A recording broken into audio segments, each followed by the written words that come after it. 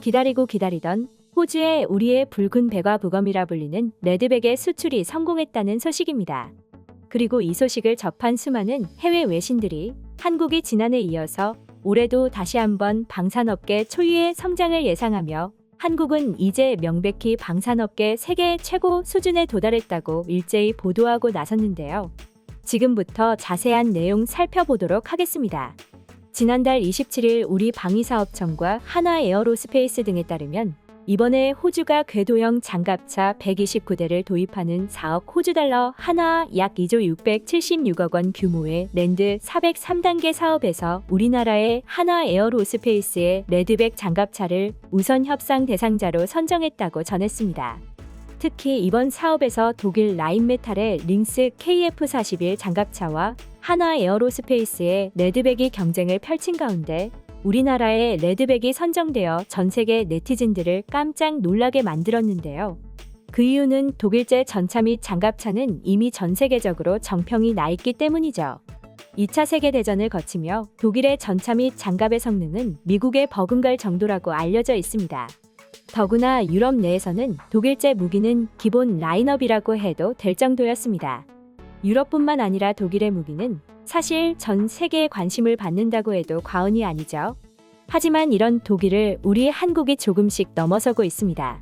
지난해 이미 폴란드가 한국의 무기를 수십조 원을 들여 구입했으며 그것도 모자라 올해는 한국의 4.5세대 전투기인 KF-21의 사업에도 참여하고 싶다는 공식 입장을 드러내면서 수많은 해외 네티즌들을 놀라게 만들었습니다.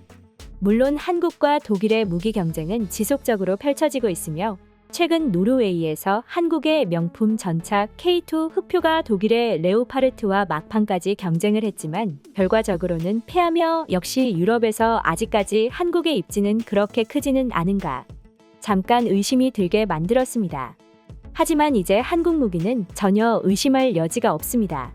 이미 K9 자주포는 세계 자주포 시장의 무려 70%가량을 장악하고 있으며 K2 흑표 전차 역시 그 성능을 인정받아 튀르키예의 기술 이전 및 설계 지원을 약속하며 수출에 성공했으며 또 이집트, 인도, 루마니아, 체코, 슬로베니아, 오만 등의 유수의 국가가 협상에 진행 중이거나 협상 단계에 돌입한 것으로 알려져 있습니다.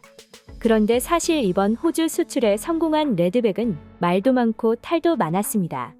외신들 및 해외 네티즌들은 AS21 레드백은 태반이 이스라엘 기술이다. 그리고 고무궤도는 캐나다 기술이다. 과연 국산 제품이라고 할 수 있나? 라는 우려를 표했습니다. 물론 이는 사실입니다. 레드백에 많은 해외 기술이 접목되었죠. 하지만 그럴 만한 이유가 분명히 있습니다. 그건 바로 호주 육군의 요구사항 때문이었는데요. 호주 육군은 정말이지 가혹하기 짝이 없는 조건을 내밀었고 그 결과 전 세계 다른 분야 최고의 업체들과 협력을 할 수밖에 없었던 거죠. 그러나 그 결과 세계 최고 수준의 장갑차를 만들어낸 것입니다. 어쨌든 우리가 말이죠. 그래서 전차 분야 세계 최강국 독일이 만들어낸 최첨단 전투 장갑차를 결국 뛰어넘었고 사업 규모 2조 원을 훌쩍 뛰어넘는 호주군 현대화 사업인 LAN400 Phase 3 보병 전투 장갑 차호주 차기 장갑차 사업자로 결국 한국이 선정되었습니다. 아쉽게도 호주의 정권 교체로 인해 기존 물량 450여 대보다는 감소하긴 했지만 국산 장갑차의 첫 수출 소식에 우리는 하나의 새로운 희망을 볼 수 있게 된 것이죠. 심지어 독일 라인메탈이 제안한 링스 KF41 장갑차의 입찰가가 한국의 레드백보다 더 낮았지만 그럼에도 불구하고 호주 육군이 우리 한국의 레드백을 선택한 것은 확실히 성능면에서 레드백이 우수한 평가를 받았기 때문입니다. 앞으로 최종 계약이 확실시되면 호주군은 2027년 하반기부터 레드백 129대를 순차적으로 배치하게 되죠. 그런데 과연 도대체 얼마나 뛰어난 성능을 지니고 있길래 천하의 독일 장갑차를 무찌른 것일까요? K21 보병 전투차를 활용해 개발된 레드백은 검증된 기술과 신기술의 조화를 잘 이루고 있죠. 레드백은 호주군의 요구에 맞게 개량해야만 했던 링스 KF41과는 달리 호주군 수요에 맞춰 개발이 되었습니다. 42톤 중량의 레드백이 빠른 속도로 이동하기 위해서는 강한 엔진은 필수인데 이에 레드백은 무려 1000마력짜리 K9 자주포 파워팩을 탑재하면서 기술적 신뢰성을 확보하는 데 성공했습니다. 그리고 호주가 K9을 도입하기로 한 만큼 파워팩을 서로 공유할 수도 있죠. 또한 암내 장식 유기압 현수 장치는 기동성과 주행 성능을 강화하며 ISU는 로드휠 지지대 질소가스와 유압류를 내장하여 중량과 최적을 절감하는 완충 장치인데 링스 KF41의 경우 좌우 바퀴를 잇는 긴 세막대 형태의 토션바를 사용합니다. 하지만 ISU는 토션바보다 차량 하부 공간을 더 많이 활용할 수 있으며 차체 경량화까지도 가능하죠. 게다가 진동과 소음이 대폭 감소하며 충격도 훨씬 더 잘 흡수합니다. 이 때문에 레드백이 궤도형 장갑차 중에서 승차감이 좋다고 평가를 받고 있는 이유이기도 하죠. 이 밖에도 철제 궤도 대신 캐나다산 복합 소재 고무 궤도를 채택했는데 최상급 고무와 내열성 강화 합성 섬유, 철선 등으로 구성된 복합 소재 고무 궤도의 경우 철제 궤도보다 정숙한 주행과 기동성 향상 그리고 내구성 증대 효과가 있는데 이 때문에 중량이 무려 2톤 이상 감소하면서 발생한 여유 중량을 장갑에 적용하여 방호력을 높일 수 있었습니다.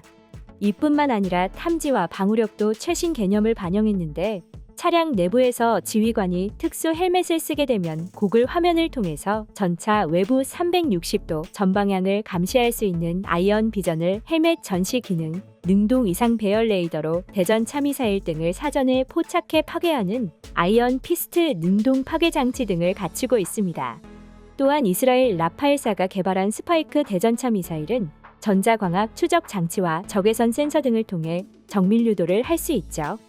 차량의 열상 위장막을 두르면 적의 열상 감시 장비 탐지와 열 추적 미사일 공격을 피할 수 있는 스텔스 차량으로도 변신을 할 수 있습니다. 이렇게 무엇 하나 독일의 링스 KF41에 비해 떨어지는 부분이 없고 오히려 성능은 링스 KF41을 훨씬 웃돌고 있습니다. 이 때문에 수많은 외신들은 이제 방산 분야에서 전 세계 최강국 중 하나라고 일제히 보도하고 나선 것이죠. 실제로 호주, 인도, 일본, 프랑스 등 수많은 언론사에서 한국의 레드백 수출을 집중 조명했을 정도로 말입니다. 그럼 지금부터 한국의 레드백 호주 수출 소식을 접한 해외 네티즌들의 반응 한번 살펴보도록 하겠습니다.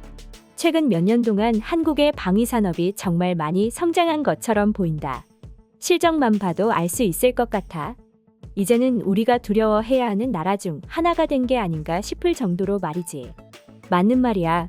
저 대단한 무기들이 모두 한국군에 보급되고 나면 한국은 세계에서 내로라할 정도의 아마도 몇몇 국가들은 더 이상 한국에 맞설 용기조차 나지 않을 거라고 보면 될 것 같은데 미사일부터 잠수함 그리고 전차와 소총까지 모든 걸 잘 만드는 나라가 아시아에 숨어 있었구나.